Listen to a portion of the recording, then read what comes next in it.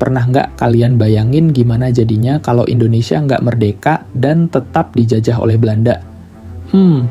Pasti beda banget ya sama Indonesia yang sekarang kita kenal. Yuk, kita bahas bareng-bareng apa aja sih yang bakal terjadi jika Indonesia tetap dikuasai oleh Belanda. Tapi sebelum lanjut ke pembahasan, ada baiknya kalian klik tombol subscribe dan like video ini dulu. Terima kasih. Pertama, kita bahas soal pemerintahan.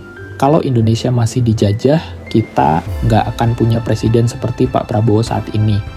Mungkin Indonesia akan seperti negara jajahan Prancis di Kepulauan Karibia, atau negara-negara persemakmuran Inggris.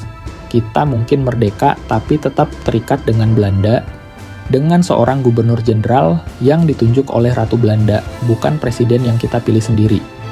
Dan raja-raja dan sultan di Indonesia mungkin masih ada, tapi cuma jadi simbol aja. Kekuasaan mereka sebenarnya tetap ada di tangan Belanda. Protes, tangkap, kebebasan berpendapat dan berkumpul akan sangat dibatasi. Kritik terhadap pemerintah bisa berujung penjara. Kedua, soal ekonomi. Jika Indonesia tetap dikuasai Belanda, kekayaan alam Indonesia, kayak tambang emas di Papua, minyak di Kalimantan, dan perkebunan teh di Jawa akan terus dieksploitasi untuk keuntungan Belanda.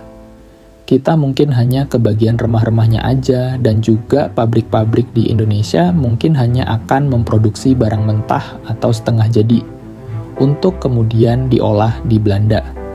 Kita akan terus bergantung pada barang jadi impor dari Belanda. Orang Belanda pasti hidup mewah, sementara banyak orang Indonesia hidup susah dan miskin. Nggak adil banget kan? Ketiga, sosial dan budaya.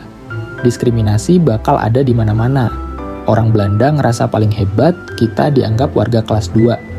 Sekolah bagus cuman buat mereka, kemudian tempat umum kayak taman, wisata atau toko mungkin akan ada tulisan khusus untuk orang Belanda. Bahkan tempat tinggal aja dipisah-pisah. Dan bahasa kita, bahasa Indonesia, mungkin hanya jadi bahasa sehari-hari, sementara di sekolah dan pemerintahan, bahasa Belanda yang akan dipakai. Jadi lama-lama kita mungkin akan lebih fasih berbahasa Belanda daripada bahasa Indonesia. Gimana dengan infrastruktur pembangunan? Pembangunan mungkin hanya terpusat di Pulau Jawa, terutama di kota-kota besar seperti Batavia, Jakarta, Semarang, dan Surabaya. Daerah lain akan tertinggal jauh. Dan yang terakhir, soal hubungan internasional Indonesia tidak akan punya kursi di PBB atau organisasi internasional lainnya. Suara kita di dunia internasional akan diwakili oleh Belanda. Singkatnya, jika Indonesia tetap dijajah Belanda, kita mungkin akan menjadi negara yang terbelakang, penuh diskriminasi, dan tidak berdaulat. Kemerdekaan yang kita raih tahun 1945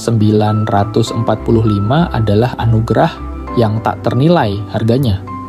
Oleh karena itu, mari kita jaga kemerdekaan ini dan isi dengan hal-hal positif untuk kemajuan Indonesia. Nah, kalian sekarang udah kebayangkan betapa beruntungnya kita karena Indonesia merdeka? Makanya, kita harus selalu bersyukur dan menjaga kemerdekaan ini. Isi kemerdekaan dengan belajar, berkarya, dan jadilah generasi penerus yang membanggakan Indonesia. Jika kalian punya pendapat lain, silahkan diskusikan di kolom komentar. Terima kasih udah nonton sampai habis video ini. Jangan lupa like dan subscribe channel Sisi Gelap, supaya kita makin semangat untuk terus membahas hal-hal menarik lainnya.